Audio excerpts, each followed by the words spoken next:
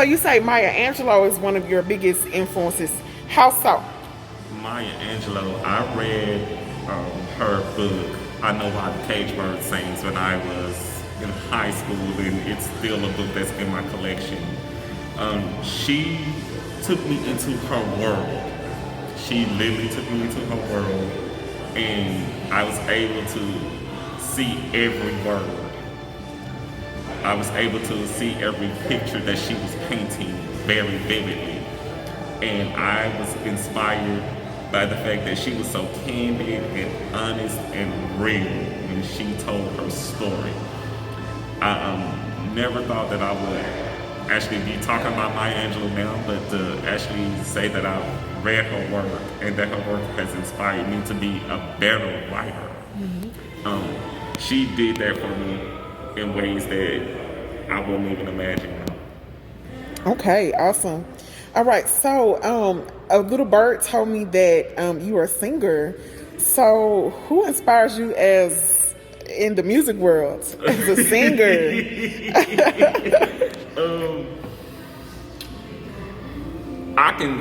There's so many people I can pull from with that particular question, but the main person I'm gonna go to is Stevie Wonder. I have been listening to Stevie Wonder's music my entire 33 years. Okay. And Stevie's music was the purest thing I had ever heard.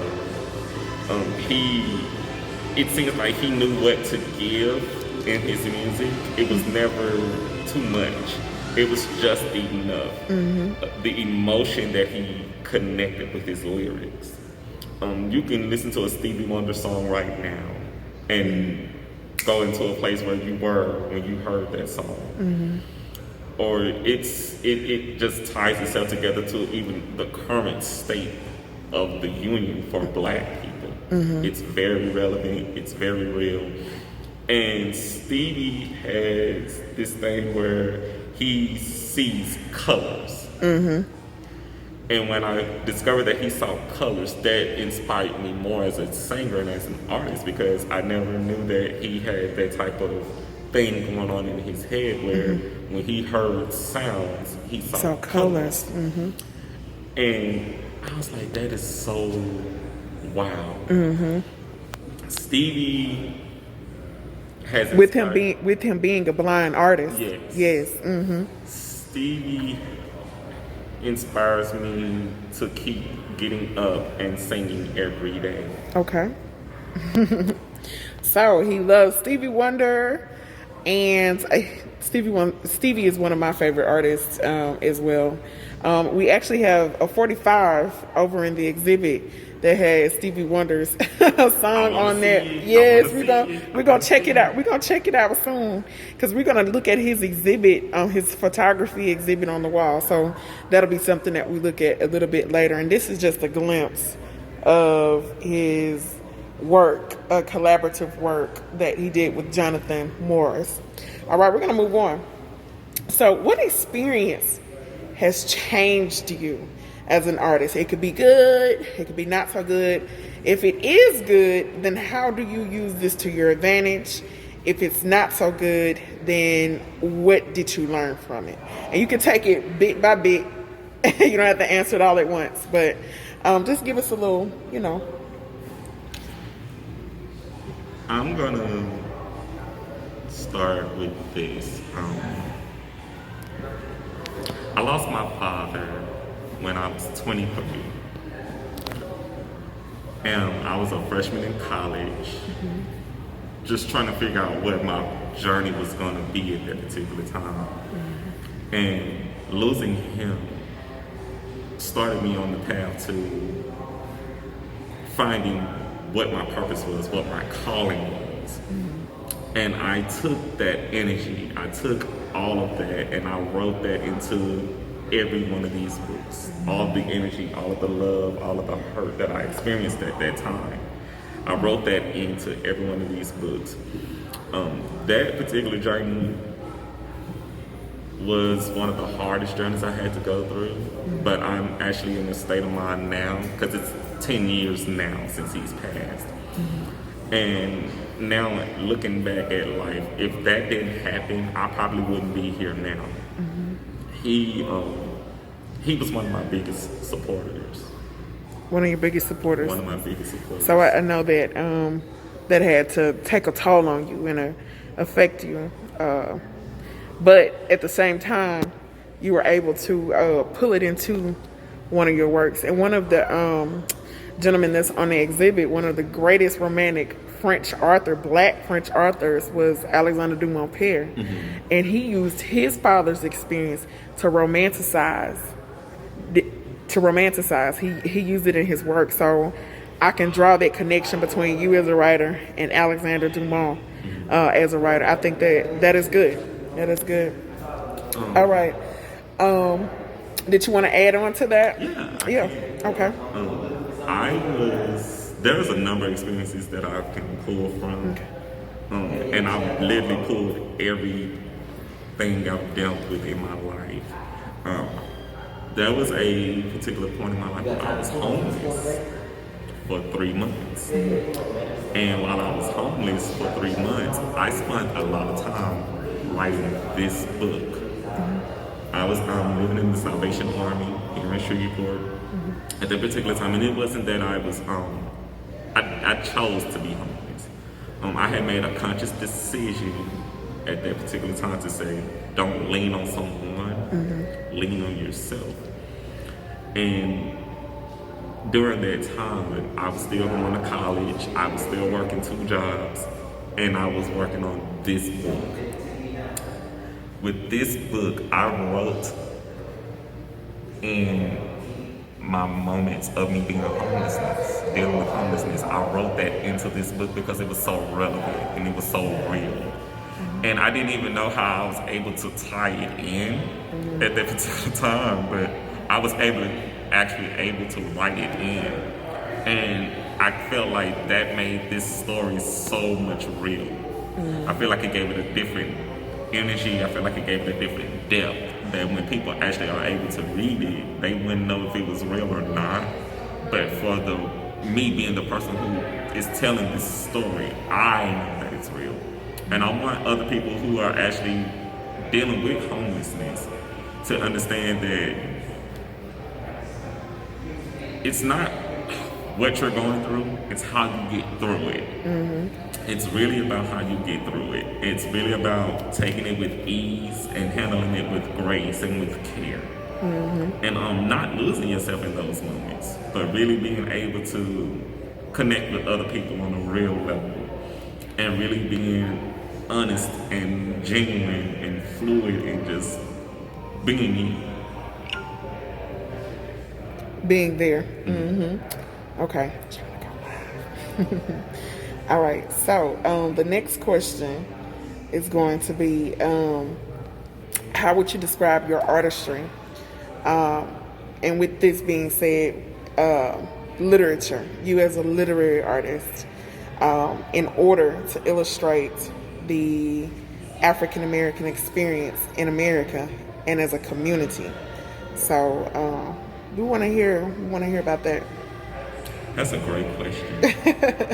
And I'm gonna repeat it. So, because I'm going live for this particular segment.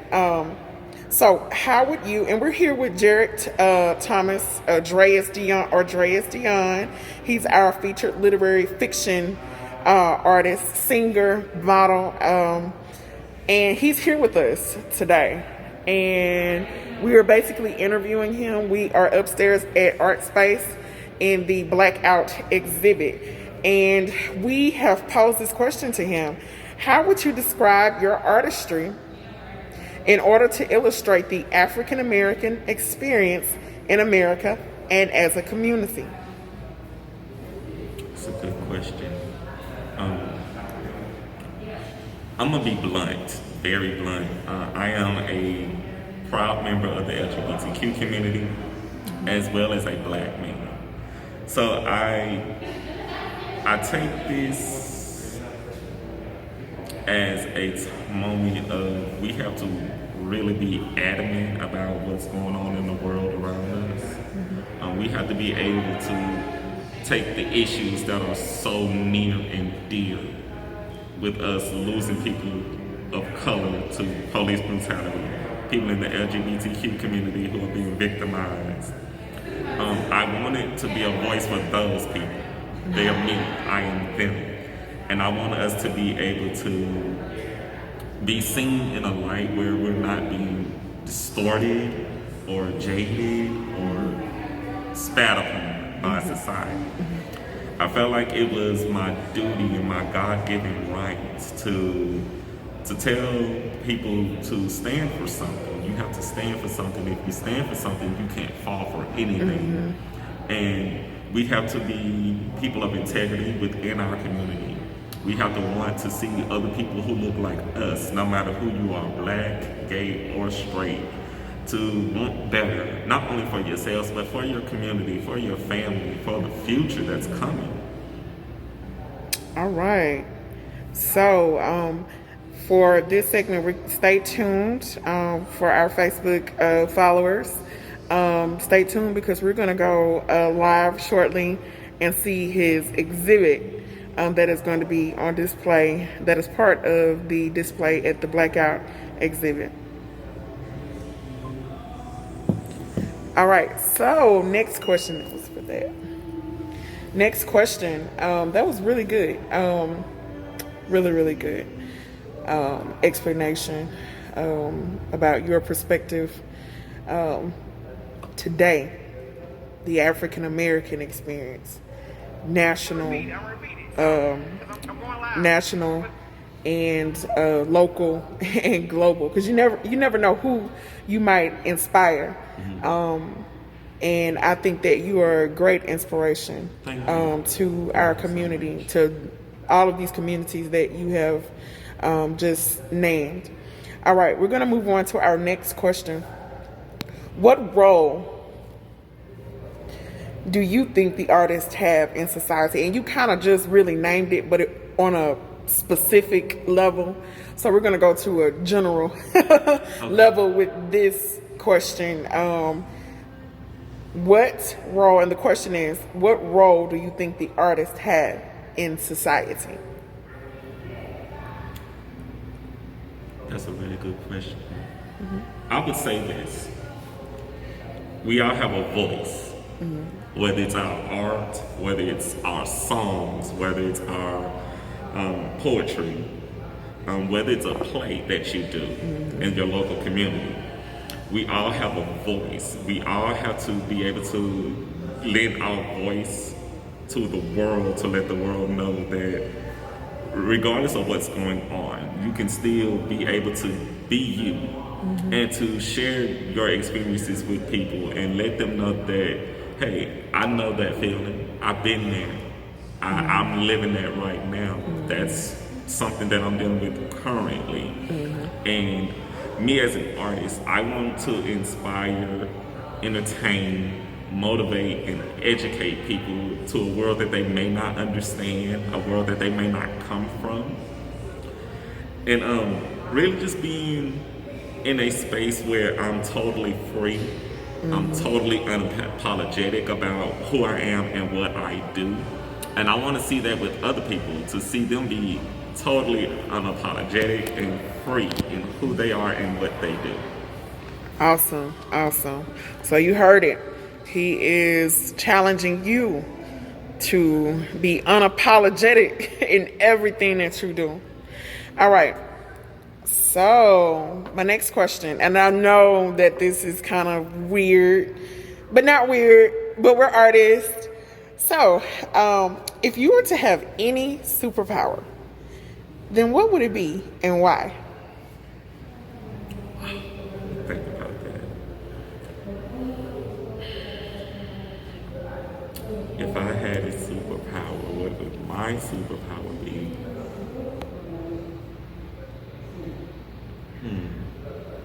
Okay, my superpower would be, I would want to try and heal the world with my voice. Okay. It's important that my superpower to me is my healing. That's my healing. That's my place of peace. I'm able to be 100% transparent in that. It's a spiritual thing for me. And to heal someone else with my voice would be a life-changing experience, to really let someone see my light shining from the inside, that they can see something pure and something honest. We do this all the time. We hear it with someone's music. We hear it with reading someone's book. We hear it reading someone's poetry. All the time, someone gets healed from hearing something that they are inspired by, or by something they read. My superpower would definitely be to inspire people with my voice, to heal people with my voice. Okay, awesome. All right. So this is our last question, and we want to know from Jarek Thomas, also known as Jrayis Deyond, our literary fiction artist, singer, and model. What are your goals as an artist? What do you see yourself doing in the future? What kind of projects do you see yourself working on? That's actually a really good question. Right now, I am currently working on my second book of poetry, which I'm very excited about. Okay. I have not developed a title for this piece yet, but I'm very inspired by it. And I'm gonna be very candid. I started going to therapy. I started working on some issues in my personal life. Okay. And it inspired me to write this second book. Okay. So that piece is going to be very, very personal. And the next thing in my list is I'm going to be writing the third installment to Coming Full Circle. Okay. Coming Full Circle 3, Somewhere or Nowhere. So it's a trilogy? Yes. Okay. It's a series. Okay. And in this series, this journey is very crazy. I love to see how I spin these characters' lives upside down and then right back up. Mm-hmm. But in the third book, and I keep seeing like a movie script for this third book for some odd reason, since I haven't begun to work on it yet. That'll be nice. A film, movie. Yes, I'm definitely seeing a film with this third book. Okay. Those projects are the things that I'm very inspired by the most right now. I'm also just breaking into doing modeling currently with my exhibit that I have on display here. And I'm very inspired by photos. I'm very inspired by nature. I'm very inspired by my city. If you look at my exhibit, a lot of the pictures that I've taken in the exhibit, I use my city for inspiration. Mm-hmm. And I love being out in nature. I love colors. I love the sounds. I love just being one with the earth. Mm-hmm.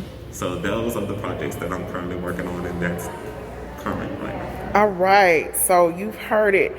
This is our featured artist, and you will be able to find this recording very soon on Instagram and Facebook. And we will be going live soon with Jonathan Morris and Jarek Thomas on the pictures that are on display in the exhibit. So stay tuned.